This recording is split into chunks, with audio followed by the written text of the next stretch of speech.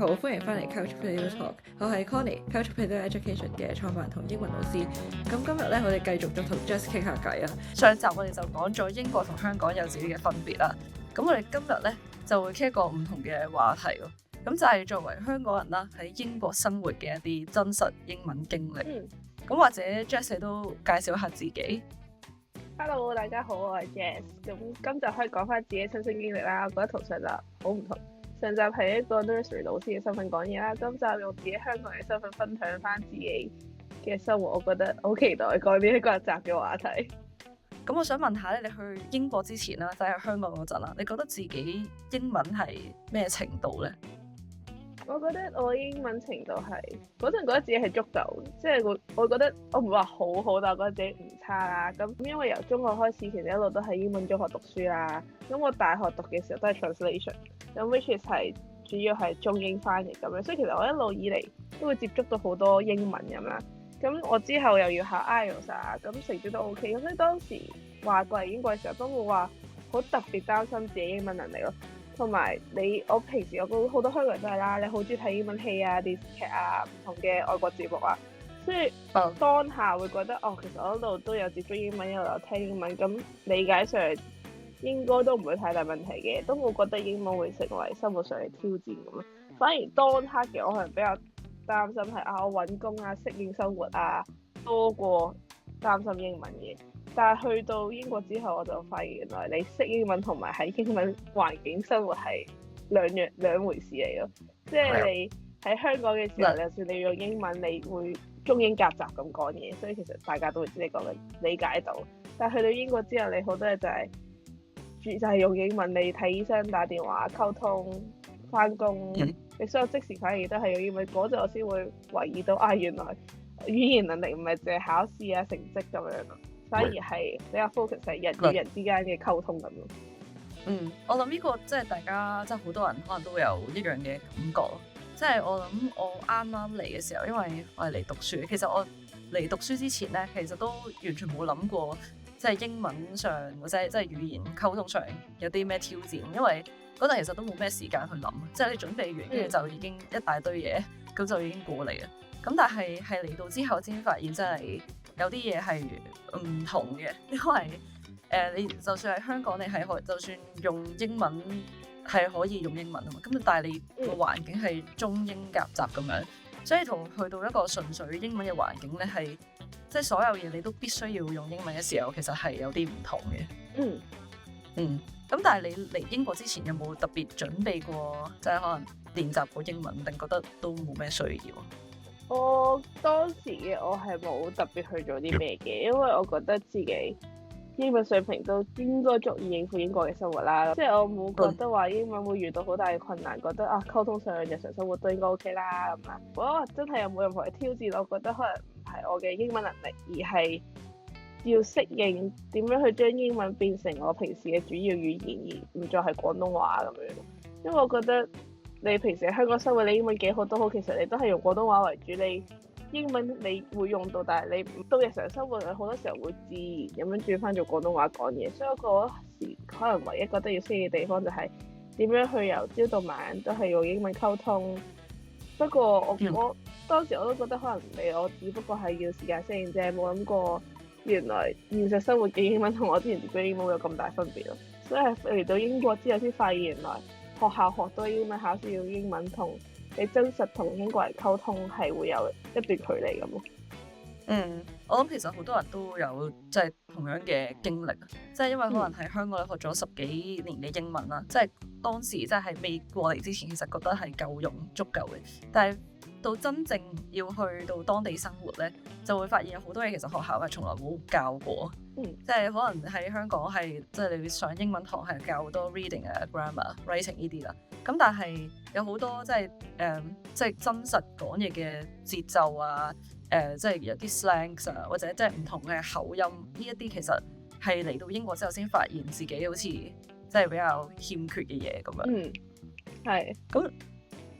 咁你嚟到之後，你覺得現實同個預期係咪一樣？有冇話有試過遇到啲咩語言衝擊咁樣？老實講，我覺得同我本身預期喺我腦入邊嘅諗法都真係幾大分別嘅。咁我頭先都話啦，去英國之前我都覺得英文唔會有太大問題啦咁啦，但係去到真係生活咗之後，發現原來英國英文比我想象中係複雜好多咯。我唔會話好難，但係會好複雜，你需要時間適應咁啦。咁首先就可能口音問題啦。咁其實你先不論有好多唔同國家嘅人會喺度生活啦，淨係英國人佢哋本身自己都有好多唔同嘅地區口音，每個地區嘅 accent 可能佢嘅差異都可能好大。有一個字同一個字你唔同人講，你可能聽出嚟完全唔同咁樣咧。咁呢樣就覺得當時覺得啊，有都好大衝擊下喎。究竟佢講緊啲咩咧咁樣？咁除咗口音之外，就可能佢哋好多日常用嘅 slang，佢哋用嘅俚語啊，或者日常用語。好多字或者好多 phrase 其實我哋從來都唔會喺學校接觸過，即係你從來都唔會聽過咁啦。加上我覺得係英式英文同埋美式英文本身都有啲差異。因為我哋可能我哋多數睇戲比較多會睇係美式嘅戲啦，所以你可能聽得比較多入耳嘅係美式英文咁樣，而自己冇為意啦。所以當下會有一種係覺得哇，原來我學咗咁多年英文喎，但係仲有好多嘢都唔識或者未接觸過嘅感受咁啦。咁同埋另外，我覺得最大嘅挑戰唔一定係個詞彙咯，即係唔係嗰啲字，而係我哋嘅思維模式咁啦。咁始終英文唔係我嘅 first language 啦。咁有時候聽完對方講嘢，我個腦係要少時間去 function 嘅，即係我要去先要喺個腦度理解到佢講緊啲咩，我再用諗我嘅回答係啲咩咧，再將嗰樣嘢轉翻咗英文講出嚟。所以我覺得即時嘅對答係有少少壓力嘅。同埋會需要少少時間先 process 到咁樣。咁我覺得當時最大衝擊啊，或者我最緊張令我最 stress 嘅就係講電話，因為你面對面溝通嘅時候，你仲可以睇表情、睇口型或者身體動作去幫助理解啦。但係當你電話嘅時候，所有嘢只係靠聽，同埋你唔知對方係咩人，你唔知對方 accent 係點，你唔知佢講嘢有幾快。咁我記得最開頭其實每次我要打電話或者聽電話都有壓力嘅，因為我真係會好驚，唔知嗰個人講點樣我答唔答到咧。有時候我甚至會係唔想聽電話都會有嘅。不過我覺得幾好彩嘅就係因為我自己對嗰陣都有個比較清晰嘅計劃啦，即係我知道如果我想快速咁樣適應英國嘅生活咧，最有效嘅方法就係一定踏出自己 comfort zone，所以我盡量將自己放喺一個日常要瘋狂用到英文嘅環境。即係我嚟到英國之後，我都翻去大學讀 master 啦，令到自己每日都要用英文上堂啊，同同學交流做報告啊。咁我亦都揾咗一份需要面對好多唔同嘅人嘅工返啦。咁我而呢個決定，我覺得係幫咗好多嘅，因為無論係日常嘅同事或者日常接觸到嘅人，我都要用英文溝通，所有嘢都係好即時、好快嘅。咁我會覺得當我每日都要用到英文去處理真實生活同埋工作嘅時候，我就幫到我喺一個好短嘅時間入邊適應到好多唔同嘅口音、唔同嘅表達方式咯，亦都會令到我越嚟越自然咁樣用到英文去習慣呢樣嘢咁咯。係，我諗其實即係啱啱嚟到嘅時候，真係一定會有啲衝擊嘅，即係因為好似我當時咧，我一嚟到咧就係去 Liverpool 啦，因為嗰度讀書。咁就因為當時咧係真係有好多 local 嘅同學，即係佢即係由土生土長嘅利物浦人咁樣啦。咁其實真係例如佢講啲嘢咧，係真係好似成句都聽唔明佢講咩咁樣。即係一開頭嘅時候，所以就即係其實我覺得個衝擊就即係幾大嘅，就係因為佢其實英國佢個唔同城市嘅人啦，佢哋講嘢嘅即係語言習慣啊，同埋即係佢哋嘅用字，其實都真係會有好唔同咯。所以就呢個對於我啱啱嚟到嘅時候，我覺得係比較大嘅一個困難。同埋我就覺得可能係即係以前咧，即係學嘅英文咧係感覺係好乾淨，即係你會每個字咧，即係就算好似英文老師啦，佢哋講嘢即係都會好清楚啦。跟住但係其實英國人佢真實講嘢未必係一樣噶嘛，即係佢其實係完全唔同。而且嗰啲係真係細個係唔同喎，咁所以我就自己再去教學生嘅時候就發現，其實香港學生聽唔明 native speaker 講嘢咧，佢唔係因為佢英文差，係因為佢其實可能從來冇接觸過呢啲真實嘅英文聲音，因為學校教嘅係一個理想化嘅英文，即係佢每個句子即係已經固定下一句會接啲咩，即係每一個字係清清楚楚咁樣。但係真實生活入邊就唔係咁樣。係，我覺得喺學校教嘅係你好 focus 喺你嘅 grammar，你個 structure 啱唔啱？所以當時我都有朋友同我講就係話佢話你英文其實唔差，但係你聽就聽得出你學嘅係好 academic， 即係你用嘅嘢，你講嘅嘢，就算你 send message 係一個 academic English， 而唔係一個係你平時好基本嘅交流咁樣咯。當時嘅朋友係話我知你有先發現，咦係喎，原來係可以有咁唔同嘅喎咁。係。咁但係你自己有冇試過因為一啲英文嘅問題啦，就係喺英國可能係有啲發生過一啲尷尬嘅情況，或者比較有趣嘅經歷？都有嘅，咁其實我都有幾次有趣嘅經歷可以分享啦。咁其實每次講翻都覺得少少樣衰嘅。咁但係其中一次我記得係我啱啱嚟英國嘅時候咧，開頭就做 sales 啦。咁有個客人咧就行過嚟問我，佢就問我啲小朋友嘅乳靴喺邊度？佢就話where are all the children's wedding place 咁啦。跟住咧，咁當時我完全理解到佢有啲咩嘅，但係咧我亦都好快咁樣答佢咧，因為好忙啊嘛，你嘅節奏好快。咁但係個腦仲喺度諗嘅時候，個口就快過個腦。咁我答佢嘅時候咧，就唔知點解將 Wellies 嗰做 Willies 啦。咁其實你兩個字聽落去好似嘅，但係你個意思係完全兩樣嘢嚟噶嘛。咁我講完之後，我自己都呆咗，即刻知自己講錯嘢啦。個客都忍唔住笑咗出聲啦。咁其實人哋都理解你講咩，人哋都理解可能發生緊咩事，可能你撈唔切。咁就最尾笑咗一輪之後咧，好彩好多英國人都會好有事，所以成件事雖然好尷尬，但係個氣氛都輕鬆嘅。咁另外一樣嘢就係 loo 啦。咁喺學校我哋學英文嘅時候，我哋通常用 bathroom 啊、restroom 啊、toilet 咁啦，但係冇人同我講過原來 loo 嘅意思係乜嘢啦。跟住原來 loo 係一個好英國人好普遍會用嘅嘢。直至到我個朋友有一次我哋出去玩，佢話I need to go to the loo 咁啊。我心諗你去邊啊？你走去邊 loo 係咩嚟㗎？你掉低我去邊啊？完全唔知佢講啲咩啦。直到後尾問翻先知，原來好多人英國嘅人好本地嘅就係講法就係廁所就等於 loo 咁樣。咁我覺得呢啲都係一個好典型嘅情況，就係解釋到我哋喺香港嘅時候學嘅英文好正式、好 academic， 但係去到英國生活之後，你發現你會接觸到好多大量當地人先會用嘅字或者表達方法咯。咁我覺得呢啲雖然係好樣衰嘅，有時候發講錯嘢，但係亦都係因為呢啲經歷而令到我學得更加快咯。有時候我哋可能上堂要學一個生字，你要學一段時間先記得，或者聽唔明，或者你會好快唔記。但係有時候呢啲尷尬或者有趣嘅小事，可以令到你喺一個好短嘅時間急速學到一啲日常生活用到英文咁咯。係，因為你講起 loo 咧，我都諗起，即係我一開頭其實我都唔知係咩嚟嘅，跟住就即係聽到即係有人講 loo，跟住嗰陣其實我都諗咗好耐，但係我就即係嗰陣係點？我係自己上網查字典㗎嘛，跟住後尾聽咗個字啊，跟住我上去查，原來 loo 係真係 toilet 嚟咁樣，跟住所以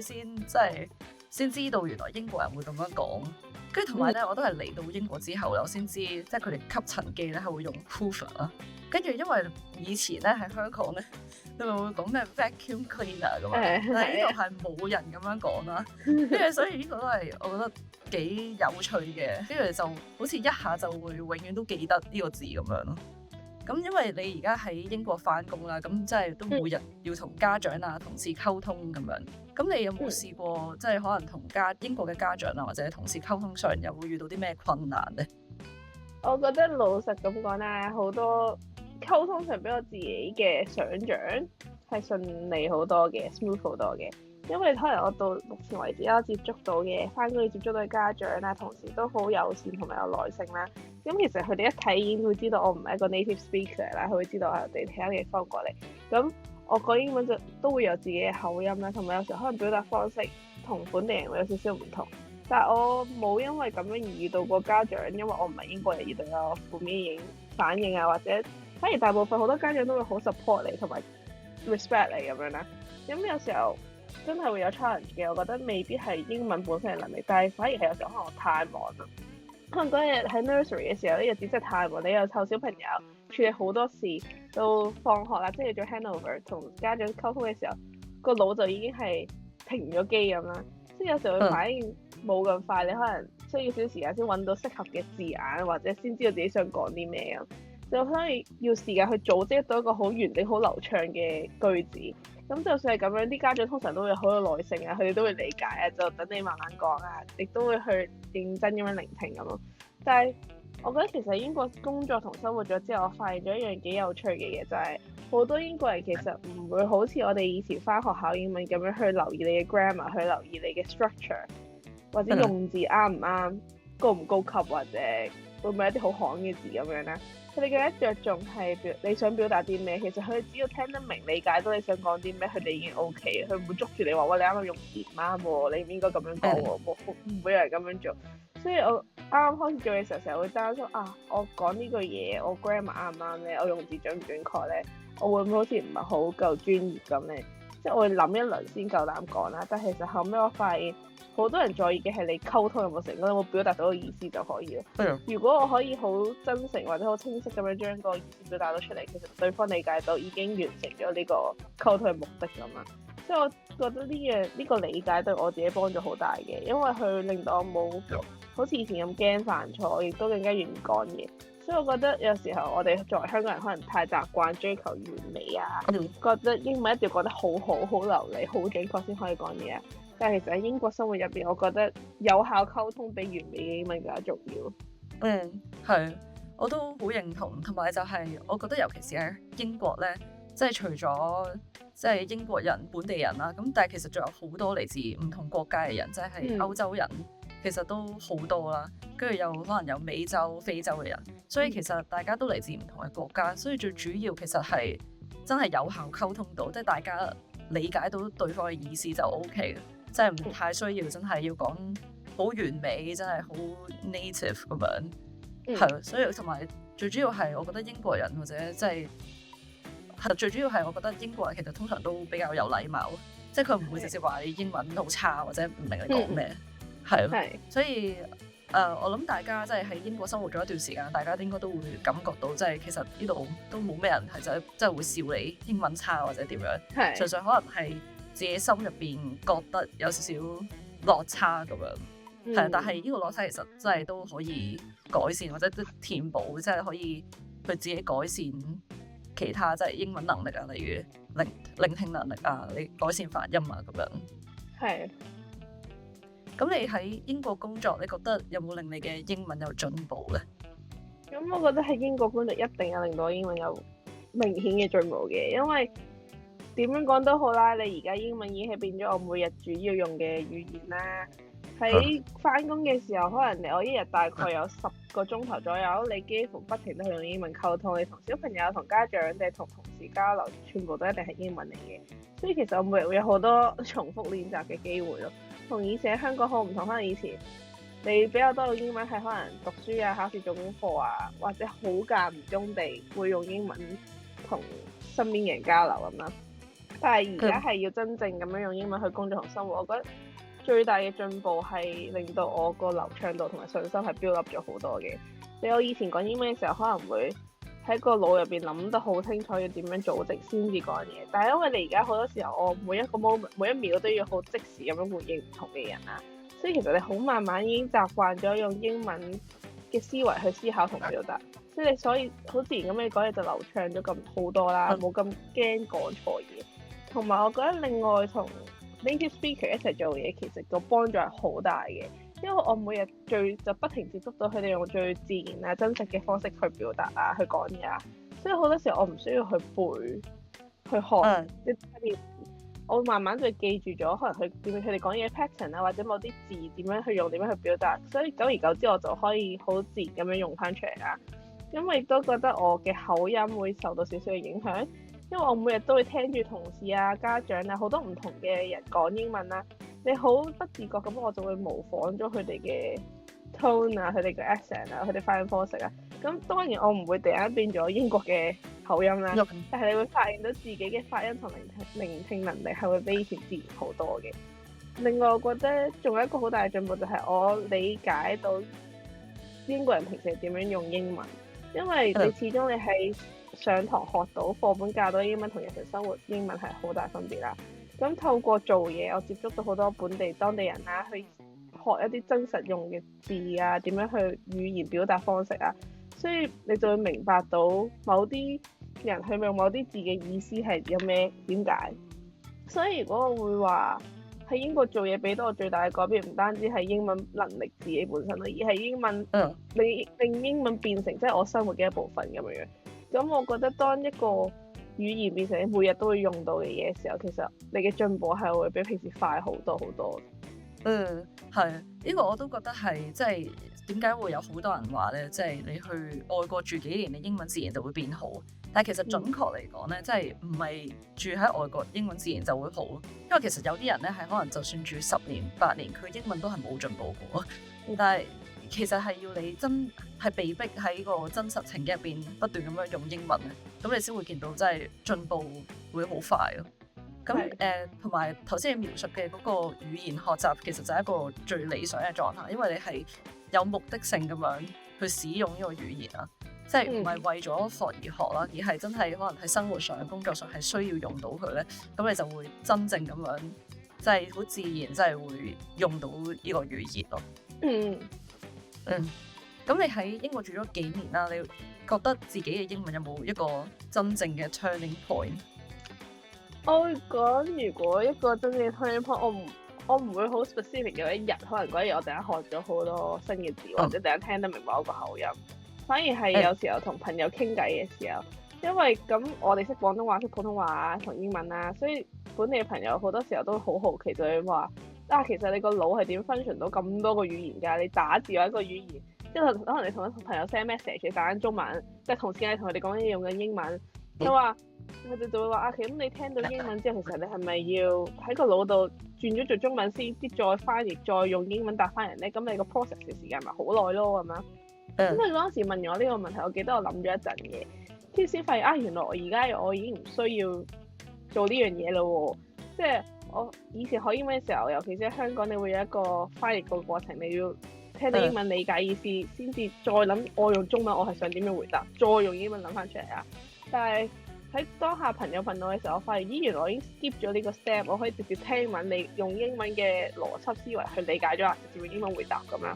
咁尤其是頭先咁講啦，翻工嘅時候我根本冇時間去做咁多喺腦入邊嘅翻譯咯。咁你小朋友幫手，家長問問題，同事又同你講緊工作嘅嘢，你好多係講緊你即時反應，所以久而久之，我覺得呢樣嘢幫助我學習用英文思考，而唔係用中文，要用中文喺個腦度諗一次先咯。所以係朋友問我嘅時候，先發現我而家可以直接個英文 process 到好多唔同嘅資訊咯。咁嗰一下係我發現我英文真係有進步嘅時候咯。所以我而家對我嚟講，我會覺得英文唔係一個我要翻譯嘅一個語言，而係一個日常自然溝通嘅語言咁。我覺得你即係頭先講到呢個 turning point 咧，係好多學語言嘅人應該都會有嘅共同經歷啊！即係其實都唔止係英文，即係就算其他語言都係啊。因為你會好似突然間有一個 moment 咧，就會發現自己個好似係突然間係可以好自然就表達到，唔需要諗，唔需要翻譯，然後係好自然嘅，就係有一個好似突然間有一個 moment 就會意識到自己係可以做到呢樣嘢。就好似我咧，我就係其實都唔會係突然間就話呢一日學識咗一堆字，我就覺得自己有呢個 turning point。其實唔係嘅，係好似突然間有一日我就我聽一堆蘇格蘭人講嘢，好似我都完全明佢講咩喎。跟住或者係你可能係好自然就會講一堆英文，係唔需要再諗或者再翻譯啊咁樣。所以其實我覺得呢個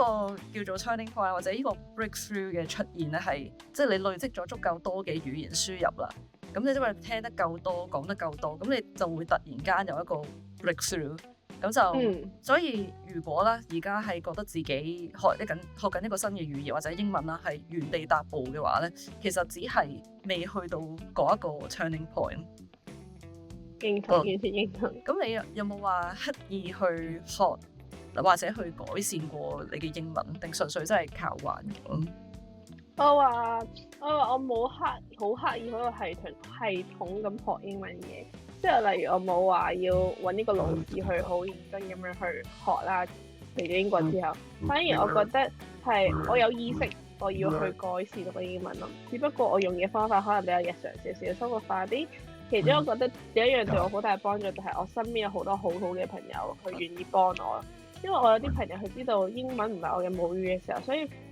我哋之前就講好咗，可能平時傾偈嘅時候，如果我誤解咗某啲意思或者用錯咗某啲字，佢哋會好自然咁樣提我，而佢哋提嘅方法唔會令你個人尷尬嘅，佢會去解釋翻啊，你呢個字應該點樣用啊，或者點樣係佢符合我哋平時嘅用法啊。咁我覺得呢樣學習模式反而幾好，咁我唔係要靠背書，我而係喺每日同佢哋傾偈溝通對話入邊學到新嘅嘢咁啦。另一樣嘢就係我會去觀察同埋留意身邊人點樣講英文咯。無論係我身邊朋友定係同時接觸到嘅人啦，就算係唔識嘅人，你排緊隊等緊嘅時候，我會好不自覺咁樣去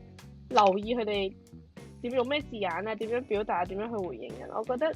有時就會發現啊，原來英國人係咁樣講嘢嘅喎，原來佢喺呢個情況用呢啲字喎，咁慢慢我就將呢啲方式吸收翻嚟咯。咁我反而覺得而家我會覺得啊，原來我而家去重新 pick up 呢樣嘢，去每日去學唔同嘅表達方式、新嘅字嘅時候，有少少似小朋友學語言咁咯。我未必係要特登坐低去背啊啲嘢，透過不停接觸啊、不停聽、不停用啊，去慢慢 build up 翻嚟。咁我覺得呢個環境的確幫咗好多嘅，亦同時亦都令到我有意識咁樣去留心咁樣去學啊，而唔係好被動咁樣喺生活喺呢個環境入邊咯。所以如果我要去 conclude 嘅話，我覺得我嘅英文進步唔係話嚟自一本書或者一條片，而係每日嘅真實交流咯。所以每次同人傾偈學到新嘅表達方式，每次發現自己用錯字啊，都係一個學習機會。所以日積月累，我就會發現自己比以前自然咗，有自信啲，去更加理解點樣英國人用英文咯。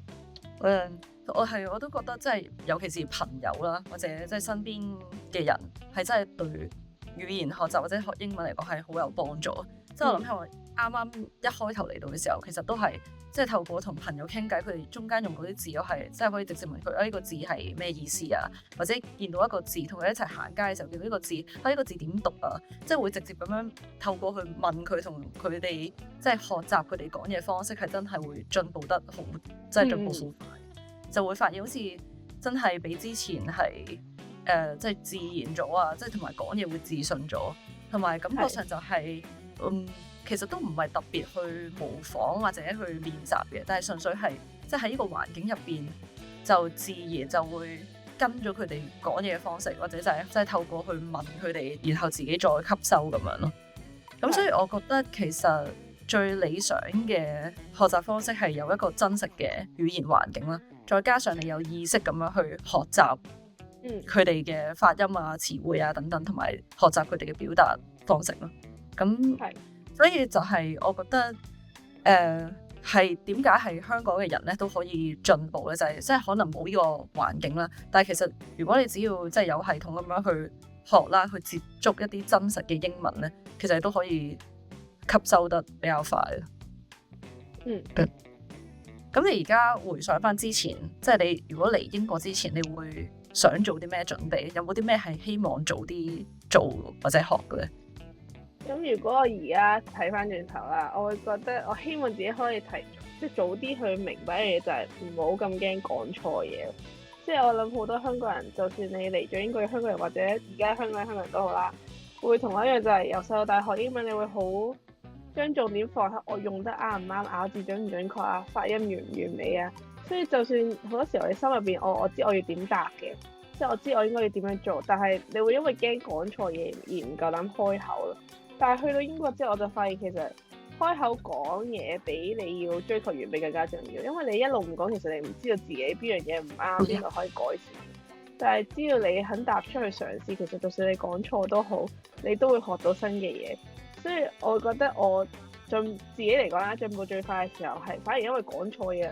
糾正翻我，或者我自己發現原來平時啲人唔係咁樣講噶喎。所以如果一定要俾一個移民嚟英國之前嘅自己一個建議嘅話，我會話可能講多啲，唔好怕錯，因為你唔試用樣，永遠都唔會知自己講得啱定錯。另外，我覺得如果當時我有機會準備，我就會希望自己早啲接觸多啲真實生活用到嘅英文，因為同喺學校學到英文真係太唔同啦。你日常對話啊、慣用嘅語啊、slang 啊，好多表達方式我都係要慢慢去到英國先 pick up 去接觸到。所以如果可能喺移民過嚟英國之前聽到啲 podcast 啊、睇到啲節目啊，我覺得我嘅適應速度可能會更加快咯。所以因為你去到當地生活嘅時候，你再接觸嘅就已經係你日常用語言，唔係考試英文咁。係，我都完全認同，即係同埋覺得即係嚟英國之前或者即係移民之前最值得做嘅準備就唔係話即係記多啲單字或者就係去做多啲練習啊嗰啲，其實純粹係真係要即係俾自己一個心理準備，係要不斷咁樣講，同埋即係俾自己機會多啲同當地嘅人去溝通咯。咁其實只要你講得夠多咧，聽得夠多，其實你自然就真係會好啲咯。咁如果要你而家同喺香港嘅人啦，或者即係準備諗緊移民嘅人，或者想提升英文嘅人講一句説話嘅話，你會講咩啊？我會話你唔好等到自己覺得英文夠好先開始講，要俾多啲耐性自己。因為我覺得無論係你準備移民定係學英文啦，你唔會一晚之間就適應到嘅。我覺得好多時候你有聽唔明人哋講嘅時候，或者你有講錯嘅時候，又覺得有挫敗。但係其實更加重要係你自己願意繼續去嘗試咯。其實你每日進步少少，你有一日就會發現自己其實已經進步咗好多嘅啦，比起一開頭你自己。所以唔會因為犯一兩次錯就懷疑自己咯，反而你要繼續俾呢個信心去繼續講、繼續學、繼續生活，咁你就會比自己想象中入面進步得更加快。冇錯。咁同埋我都想補充嘅就係，即係唔需要即係等出國之後咧，先開始認真對待英文。就算喺香港又好，或者邊度都好啦，你都可以開始就係，例如係好似之前講過嘅，就係學好一個發音嘅基礎啦。因為你學識咗一個基礎發音嘅基礎，咁任何字都知道點讀，即係聽人哋講嘢都會容易明好多。第二就係練好一個聽力咯，即係聽一啲 authentic 嘅英文內容啦，就係 YouTube 啊 podcast 又好，即係都唔好淨係睇中文字幕。咁第三就係唔好驚犯錯啊，係啦，即係真係要開口先會進步。咁就算喺香港咧，都可以揾機會去講英文。咁我會話呢三樣嘢係去任何英語國家之前都係最值得投資嘅準備嘅。咁如果你聽完今集咧，想認真提升英文嘅話咧，咁其實我哋都有唔同嘅英文課程啦。咁如果大家有興趣嘅話，可以去我哋嘅 website 或者 WhatsApp 我哋信。同埋我自己都想補充啦，就係作為一個親身體驗由香港移民咗英國生活嘅人啦，我有少少後悔就我冇早啲認真咁樣對待呢個發音同埋 listening 嘅，所以我覺得如果而家你仲有機會去學咧，就越早開始越好，就唔好等咁耐咯。咁多謝 Jess 今日嘅分享啦。咁如果大家覺得今集有幫助咧，記得 share 俾身邊諗緊移民啦，或者想提升英文嘅朋友啊。咁我哋下集再見，拜拜。拜拜。